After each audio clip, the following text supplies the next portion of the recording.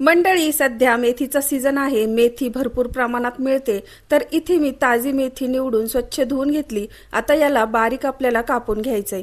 1 चमचा तेलात मेथी परतायची, म्हणजे यातलं मॉइश्चर आणि कडूपणा हा कमी होतो। नंतर एका परातीमध्ये पहिल्यांदा घेतलं 2 कप गव्हाचं पीठ, नंतर अर्धा कप बेसन पीठ, 2 चमचे रवा, ओवा आणि जिरं, चवीनुसार मीठ, आलं, लसूण, हिरव्या मिरचीचा ठेचा, हळद, धना पावडर, मिरची पावडर, तीळ, परतलेली मेथी आणि कोथिंबीर घालून सर्व जिन्नस पहिल्यांदा कोरडच आपल्याला मिक्स करायचंय।